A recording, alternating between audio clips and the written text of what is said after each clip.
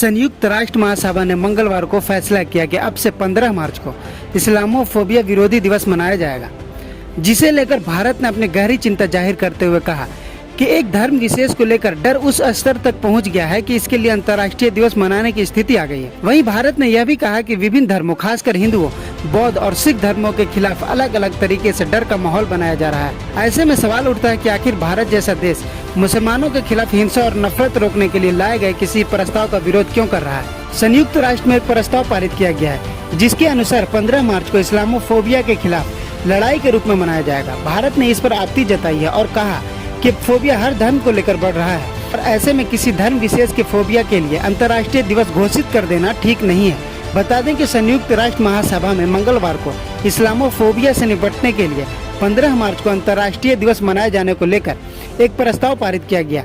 भारत ने अंतर्राष्ट्रीय इस्लामोफोबिया दिवस घोषित किए जाने पर यूएन में अपनी चिंता जाहिर की है।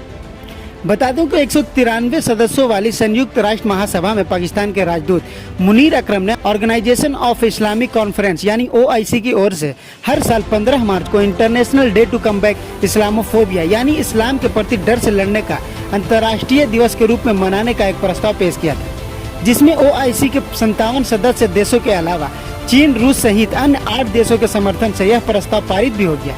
साथ ही दावा किया गया कि दुनिया में मुसलमानों के खिलाफ नफरत, भेदभाव और हिंसा को रोकने के लिए इस प्रस्ताव को मंजूरी दी गई है। इस प्रस्ताव को पेश करते हुए पाकिस्तानी राजदूत मुनीर अकरम ने कहा कि इस्लामोफोबिया एक सच्चाई है। यह प्रवृत्ति दुनिया के कई हिस्सों में बढ़ रही है। इस तथ्य को ध्यान में रखा जाना चाहिए।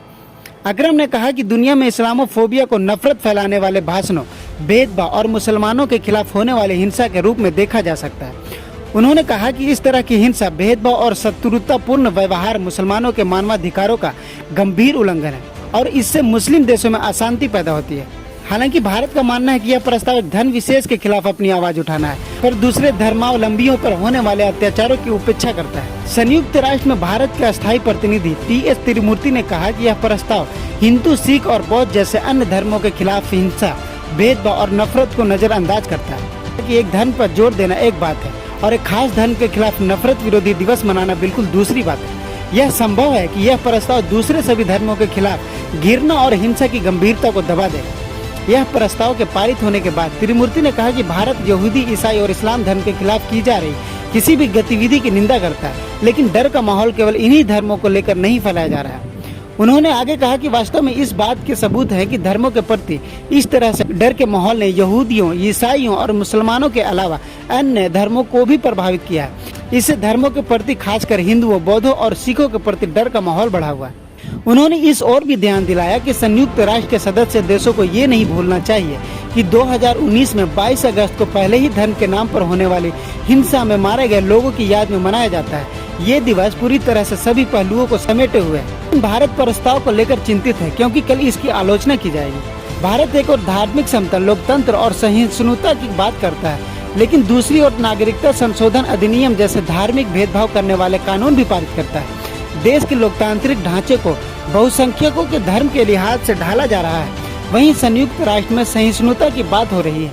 अब से कुछ महीने पहले भारत ने संयुक्त राष्ट्र में कहा था कि सांप्रदायिक घृणा केवल अब्राहमिक धर्मों यानी इस्लाम, यहूदी और ईसाई धर्म के खिलाफ ही नहीं, बल्कि हिंदू, बौद्ध और सिख धर्म के खिलाफ भी फैल रही है।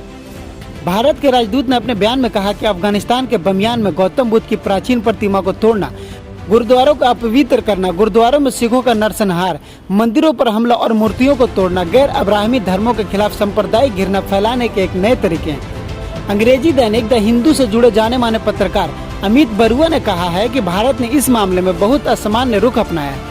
इस्लामोफोबिया एक गंभीर मुद्दा है और अच्छा है कि अब यह मामला दुनिया के मंच पर गंभीर मुद्दे के रूप में उभरा है। पहले इस्लामोफोबिया पर ध्यान न देने का एक मुख्य कारण आतंकवाद था। हालांकि उनका मानना है कि संयुक्त राष्ट्र के प्रस्ताव से ज्यादा अहम पहलू ये है कि दुनिया के तमाम देश अपने अपने देशों में इस्लामोफोबिया के खिलाफ सख्त कानून बनाए। भारत के रुख को लेकर उन्होंने कहा कि जहाँ तक हिंदू और सिख धर्म के खिलाफ धार्मिक नफरत का सवाल है, तो ज्यादातर यह पश्चिमी देशों की अज्ञानता का नतीजा है।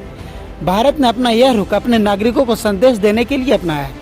मुसलमान भारत के सबसे बड़े अल्पसंख्यक समूह हैं। देश में उनकी आबादी लगभग 14% है।